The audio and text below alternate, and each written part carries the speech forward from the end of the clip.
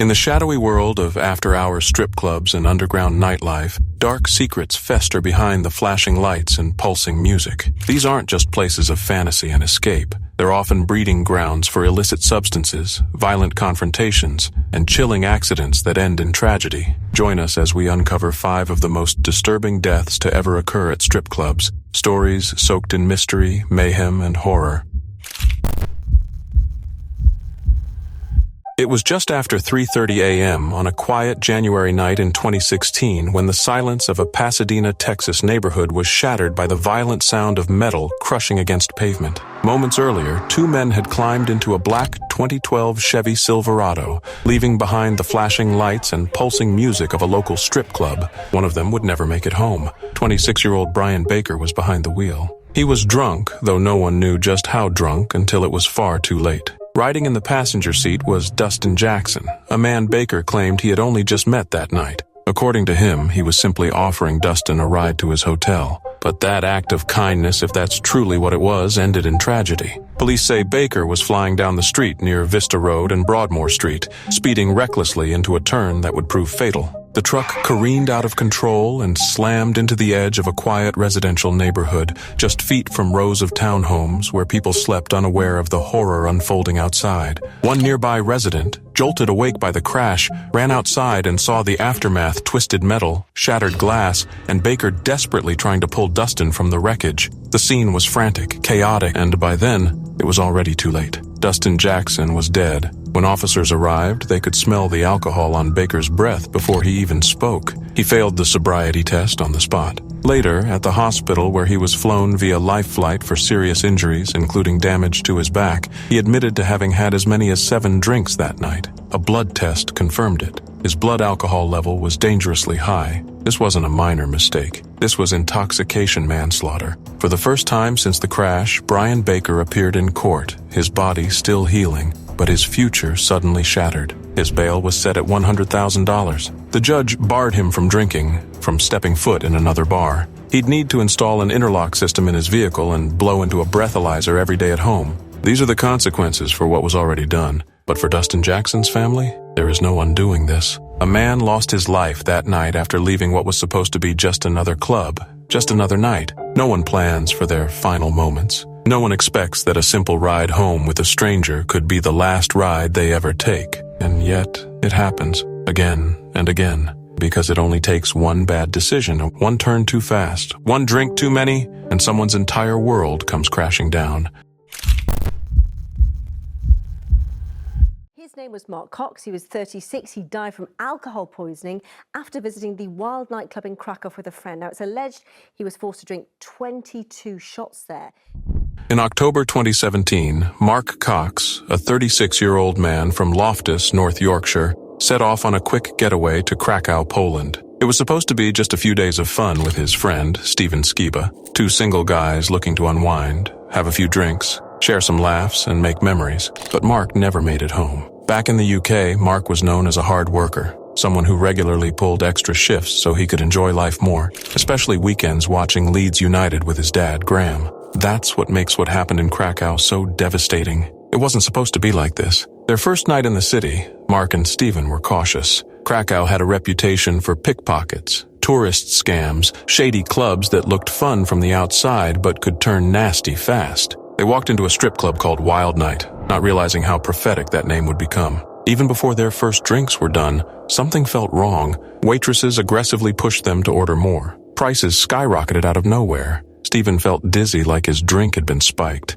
Uneasy, they left. But the next night, they returned. Why go back? Maybe they chalked up the bad vibe to jet lag or paranoia. Maybe Mark didn't want his holiday to feel like a bust. Whatever the reason, they stepped back into Wild Night. This time, everything unraveled fast. Steven quickly sensed danger. Other patrons stumbled past him, slurring, confused. One even warned him, "They're robbing people in there." Alarmed, he flagged down a passing police car. But instead of help, the officers laughed, dismissed him, drove away. A nearby shopkeeper, seeing his panic, muttered something terrifying. "Those police? They're mafia!" Now terrified, Steven rushed back into the club to find Mark, but bouncers blocked him. They grinned, insisting everything was fine. Told him to stay, order drinks, relax. He pleaded, pushed, but they refused to let him through. Then chaos broke loose. Two dancers sprinted out from the back, shouting in panic. Paramedics rushed in. Stephen couldn't see who they were trying to save, but he knew. Deep down, he already knew. Still, staff tried to lie. "It's a misunderstanding," they said. But when he pressed again, a bouncer smirked and said coldly, "Your friend is dead." Mark Cox had been forced to drink shot after shot. Not a few, not even a dozen. 22 shots of high-proof alcohol in rapid succession, a deadly amount. His blood alcohol level was at least 4% enough to kill nearly anyone. Mark had begged them to stop. He'd pleaded, but they didn't care. Instead, they emptied his wallet around 420 pounds and left him to die. Stephen stood there as paramedics tried to revive his best friend. The music had stopped. The laughter was gone. Just cold silence. Back in North Yorkshire, the news hit like a bomb. His family was shattered. His sister Samantha couldn't understand it. And then came the investigation. Polish authorities uncovered a vast criminal network. Wild Night was no ordinary strip club. It was part of an organized scheme targeting tourists. Staff worked together to spike drinks, force shots, and run up obscene charges. In some cases, they even manipulated victims into taking out loans to pay off fake debts. Over 700 criminal charges were filed. Arrests were made, but no one has been held directly responsible for Mark's death. For his family, that truth is unbearable. Samantha and her loved ones have fought relentlessly for justice, for real answers, for accountability. But they've been met with stone walls and empty promises, nothing that even comes close to easing the pain of losing Mark. Because this wasn't just one tragic night. It was the result of a system that profits from human vulnerability. And Mark Cox, funny, loyal, hardworking, was one of its most devastating victims.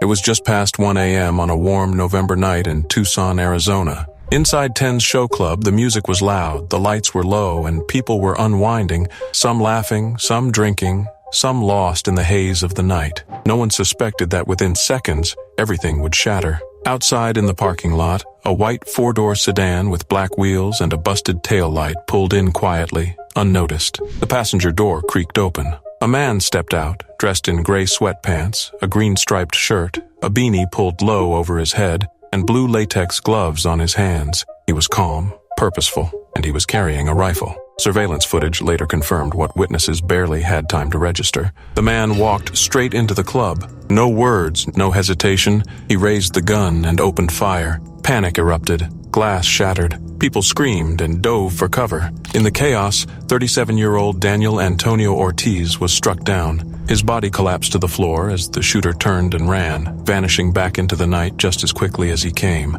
The car sped off, swallowed by the darkness. Daniel was rushed to a hospital, but the damage was done. He didn't make it. The city woke up to a nightmare, another man dead. Another act of violence in a place people go to forget their worries. The killer's face was hidden, his identity unknown. For days, all police had was grainy video, a few desperate leads, and a haunting silence. But behind the scenes, investigators worked tirelessly. They traced the vehicle, old, worn, likely late 90s or early 2000s, to a house on East Sunland Vista. Surveillance had done its job. Eventually, a name surfaced: Stanley Jerome Calvin. At first, the charges were serious first-degree murder. But as months turned into years, the case twisted. Deals were made. In August 2023, Calvin pleaded guilty not to murder, but to manslaughter. Then came the shock. On a Thursday in late September, nearly 3 years after Daniel Ortiz was gunned down in cold blood, Calvin stood in court and was sentenced to 5 years probation and 100 hours of community service. By the next morning, he was free and released from jail, just like that. The same system that once held him for murder now let him walk, no longer behind bars. Even the property police had seized during the investigation was returned. Daniel Ortiz, meanwhile, remains just a memory, a man who walked into a club that night and never walked out. His family never got the justice they hoped for. The community never got the closure they needed. A club full of witnesses, a video showing a man with a rifle, a body on the floor, and still it ended in probation. In a world where the line between justice and compromise grows thinner by the day, this story serves as a grim reminder. Even when everything is caught on camera, even when someone dies in front of a crowd, the truth doesn't always lead to justice. Sometimes it just leaves you with questions and silence. Family family are mourning the death of a 22-year-old woman who died on the job late last week. Lauren Block worked at Christie's Cabaret in Cleveland and fell 15 feet while working.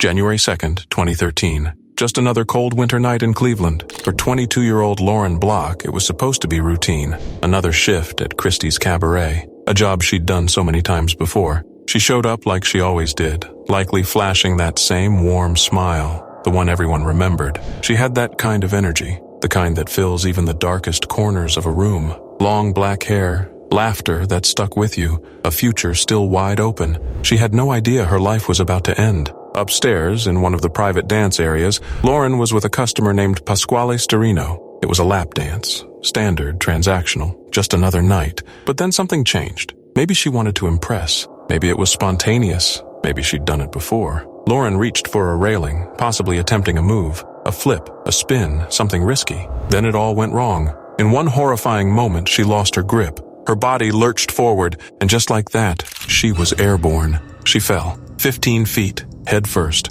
over the edge of the balcony, straight to the unforgiving floor below. The sound must have stopped everything. Music, voices, movement, replaced with stunned silence. Screams, panic. When first responders arrived, Lauren was lying crumpled on the ground, bleeding, unconscious. Her skull had taken the full impact. The damage was devastating. She was rushed to Metro Health Medical Center, barely clinging to life. Word spread fast. A dancer fell? Off the balcony? How? Why? Whispers turned to theories. One witness said he saw two men bolt from the scene right after the fall. Who were they? Why did they run? No one knew. Surveillance cameras didn't offer much clarity. Police didn't treat it as a crime. They called it a tragic accident. But not everyone agreed. Danielle Edwards, a former dancer who had worked with Lauren, couldn't shake the feeling that something was off. She knew that balcony, knew the space, knew how hard it would be, even in 6-inch heels, to accidentally go over. The railing, she said, was high, too high. She wasn't the only one asking questions.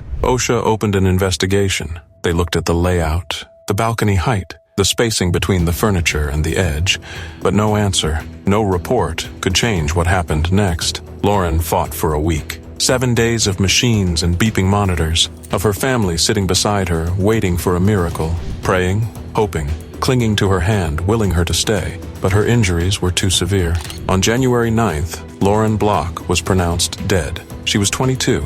Just like that, the light she carried vanished. A daughter, a sister, a friend, gone. The people who loved her were left staring at a void, something so sudden, so violent, so impossible to understand. Christie's Cabaret said nothing. No press release, no apology, no words at all. Just silence, as if her life was just another shift, another night. But even in death, Lauren gave. She was an organ donor, a part of her lives on now, in the bodies of strangers who will never know her smile, but who carry pieces of her beating inside them. She died alone on a cold floor. But she saved lives. That was the kind of person she was, and that should have never been her ending. In the early hours of October 15th, 2023, the quiet of Manhattan's Flatiron District was shattered. Screams tore through the night as chaos erupted outside a pole dancing studio. People bolting into the streets, some barefoot, some half-dressed, eyes wide with panic. Inside, the flashing lights still pulsed, music still thumped, but in the dim stairwell near the back, a man lay motionless. Stephen Mington was already gone. He wasn't a stranger to hardship. A Harlem native with a complicated past, Stephen had spent years trying to outrun his own history. Just months earlier, he'd been convicted of federal bank fraud. Before that, there were darker chapters involving drugs and distribution, but those who truly knew him spoke differently. They saw a man clawing his way back to something better, someone with good intentions, trying to rewrite his story even if the ink kept smudging. But his final chapter would unfold in a place that hid more than it showed. By day, Foxy Fitness and Pole Training Studio looked harmless, just another trendy spot in Manhattan offering pole dancing classes, fitness sessions, maybe even some empowerment for women finding confidence in movement. But by night, the lights dimmed, the doors stayed open, and the studio transformed. Behind the shuttered front and soft branding was something far more dangerous. Loud, unlicensed parties, underage drinking, drugs, a parade of blurred faces stumbling through after-hours gatherings that weren't listed on any schedule. Neighbors had been complaining for months. Noise, suspicion. Police had come, issued warnings. Nothing stuck. And then came that night. Details are still hazy. Maybe they always will be. But sometime after midnight, something cracked inside that building. A fight, a whispered threat, a flash of anger in the wrong person's eyes, and then gunfire. One shot. A single bullet tore through the chaos and struck Stephen in the head. He collapsed where the shadows met the strobes, just feet from a glowing stripper pole, the music still pounding, as if the party didn't know someone had just died. Witnesses scattered. Panic exploded. Some shoved their way out the front door. Others disappeared through side exits. No one wanted to stick around. And when the police finally arrived, there was no suspect to question, just silence, sweat, and blood on the floor. Stephen was pronounced dead at the scene. No chance to fight, no time for redemption, and yet, this wasn't some freak accident. This wasn't unforeseeable. Foxy Fitness had been a ticking time bomb for months. Code violations, permit issues, repeated calls to police. And still, nothing had been done. The warning signs were ignored until it was too late. Now the investigation limps forward. No arrests, no answers, just theories. Some say Stephen's past finally caught up with him. That maybe someone from his old life decided that night would be the end. Others believe he was just in the wrong place at the wrong time. No motive has been confirmed. And with each passing day, the silence grows heavier. But this story isn't just about Stephen. It's about what happens when rules fade, when oversight disappears, and when dangerous places disguise themselves as something harmless. It's about how easily a night of fun can spiral into a nightmare. How a building meant for fitness and dance became the backdrop for a murder. Stephen Mington had his flaws. He had a past, but he also had a future. And someone stole it from him that night. And the scariest part? The doors to that studio had been open for far too long, and no one had the courage to shut them.